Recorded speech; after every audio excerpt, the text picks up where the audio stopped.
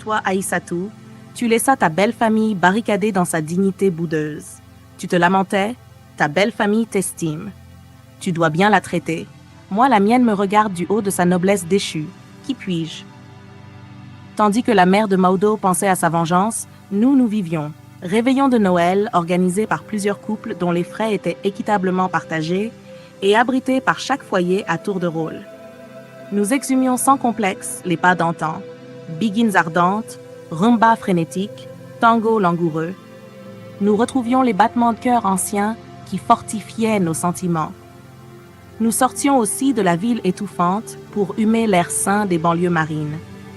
Nous longions la corniche dakaroise, l'une des plus belles de l'Afrique de l'Ouest, véritable œuvre d'art de la nature. Des rochers arrondis ou pointus, noirs ou ocre, dominaient l'océan. De la verdure, parfois de véritables jardins suspendus, s'épanouissaient sous le ciel clair. Nous débouchions sur la route de Wakam, qui mène également à Ngor, et plus loin à l'aérogare de Yoff. Nous reconnaissions au passage la ruelle qui mène en profondeur à la plage des Almadies.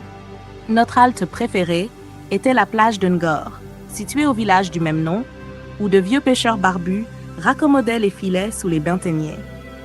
Des enfants nus et morveux jouaient en toute liberté, s'ils ne s'ébattaient pas dans la mer. Sur le sable fin, rincé par la vague et gorgé d'eau, des pirogues peintes naïvement attendaient leur tour d'être lancées sur les eaux. Dans leurs coques luisaient de petites flaques bleues pleines de ciel et de soleil. Quelle affluence les jours de fête! De nombreuses familles, assoiffées d'espace et d'air pur, déambulaient. On se dénudait sans complexe, tenté par la caresse bienfaisante de la brise iodée et la tiédeur des rayons solaires. Des fainéants dormaient sous les parasols déployés. Quelques gamins, pelles et seaux en main, bâtissaient et démolissaient les châteaux de leur imagination. Le soir, les pêcheurs revenaient de leur randonnée laborieuse. Ils avaient échappé, une fois de plus, au piège mouvant de la mer. De simples lignes noires à l'horizon, les barques devenaient plus distinctes les unes des autres au fur et à mesure de leur approche. Elles dansaient dans les creux des vagues, puis se laissaient paresseusement drainer. Des pêcheurs descendaient gaiement voiles et matériel, tandis que d'autres rassemblaient la moisson frétillante, certains tordaient leurs habits trempés et épongeaient leurs fronts. Sous les yeux émerveillés des bambins, les poissons vivants sautillaient, tandis que s'incurvaient les longs serpents de mer. Rien n'est plus beau qu'un poisson à la sortie de l'eau, avec son œil clair et frais, ses écailles dorées ou argentées et ses beaux reflets bleutés. Des mains triaient, groupaient, divisaient. Pour la maison, nous faisions d'intéressantes provisions. L'air marin nous incitait à la bonne humeur. Le plaisir que nous goûtions, et qui fêtait tous nos sens, enivrait sainement aussi bien le riche que le pauvre. Notre communion avec la nature profonde, insondable et illimitée, désintoxiquait notre âme. Le découragement et la tristesse s'en allaient, soudainement remplacés par des sentiments de plénitude et d'épanouissement. Revigorés, nous reprenions le chemin de nos foyers. Comme nous avions le secret des bonheurs simples, cure bienfaisante dans la tourmente des jours. Te souviens-tu des pique-niques organisés à Sangalkam, dans le champ que Maudoba avait hérité de son père? Sangalkam reste le refuge des Dakarois qui désirent rompre avec la frénésie de la ville. Beaucoup de propriétés s'y côtoient donc, achetées par des jeunes qui y ont installé de véritables résidences secondaires. Ces espaces verts sont propices au repos, à la méditation et au défoulement des enfants. La route de Rufisque mène à cette oasis.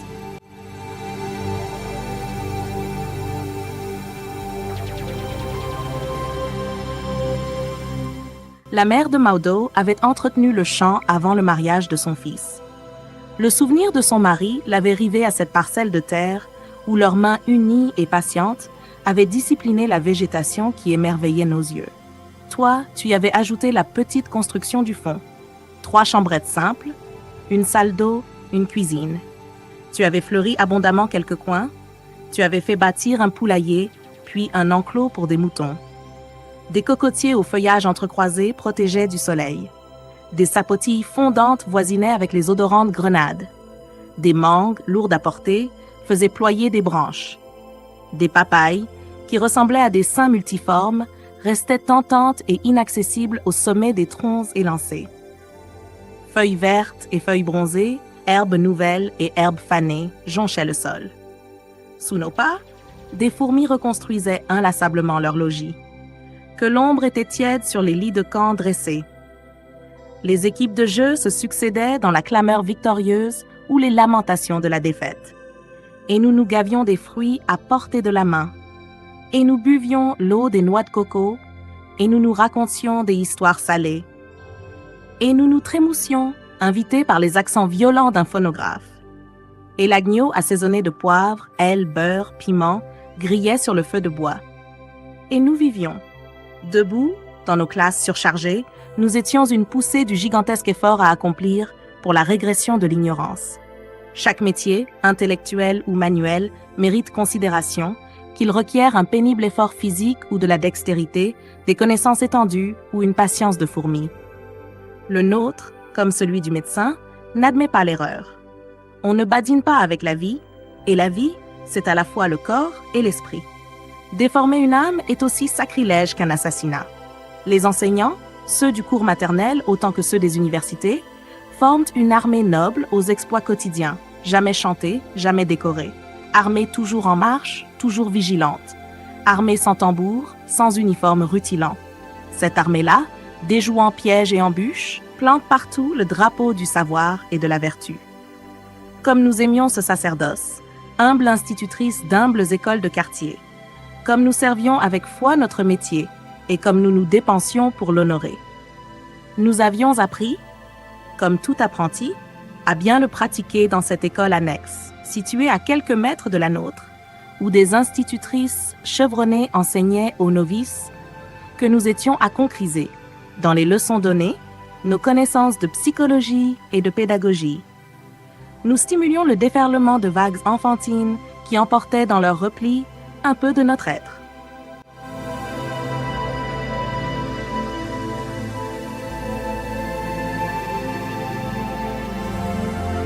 Modou se hissait à la première place des organisations syndicales. Son intelligence des gens et des choses lui alliait à la fois employeur et salarié. Il axait ses efforts sur des points facilement satisfaits qui allégeaient le labeur ou agrémentaient la vie.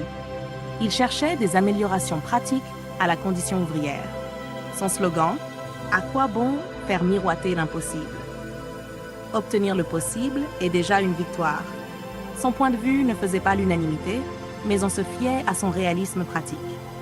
Maodo ne pouvait faire ni du syndicalisme ni de la politique, faute de temps.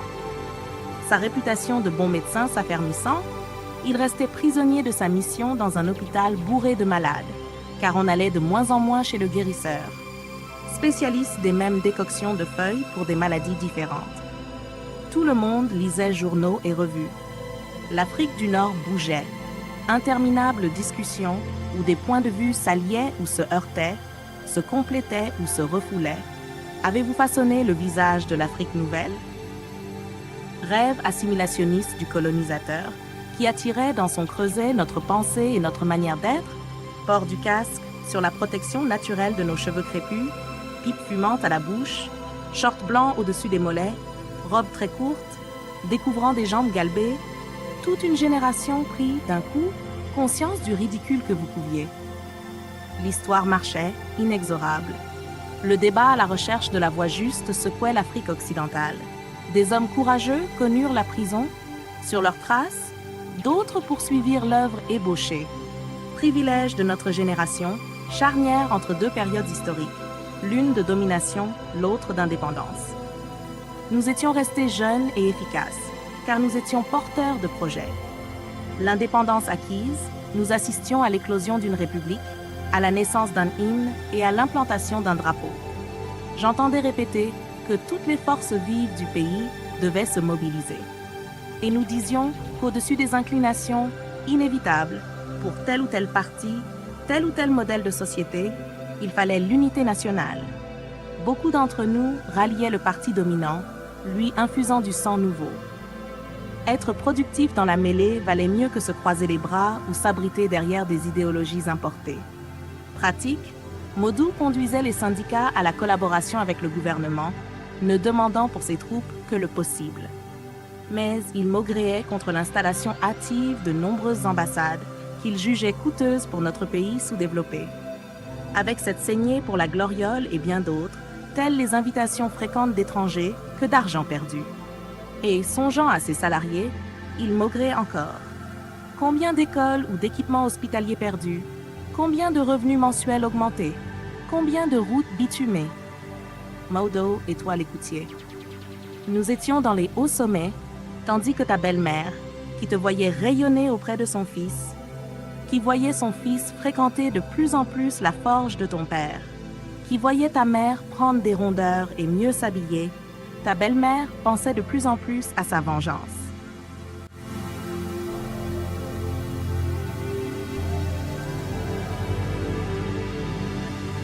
Je sais que je te secoue, que je remue un couteau dans une plaie à peine cicatrisée, mais que veux-tu? Je ne peux m'empêcher de me ressouvenir dans cette solitude et cette réclusion forcée. La mère de Maudo, c'est Tante Nabou pour nous et Seynabou pour les autres. Elle portait un nom glorieux du Sine, Diouf.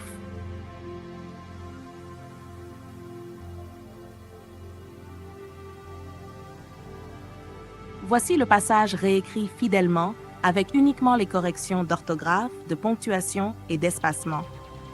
Je sais que je te secoue, que je remue un couteau dans une plaie à peine cicatrisée, mais que veux-tu? Je ne peux m'empêcher de me ressouvenir dans cette solitude et cette réclusion forcée. La mère de Maudo, c'est Tante Nabou pour nous et Seynabou pour les autres. Elle portait un nom glorieux du Sine, Diouf. Elle est descendante de Boursine. Elle vivait dans le passé sans prendre conscience du monde qui muait. Elle s'obstinait dans les vérités anciennes. Fortement attachée à ses origines privilégiées, elle croyait ferme au sang porteur de vertu et répétait en hochant la tête que le manque de noblesse à la naissance se retrouvait dans le comportement.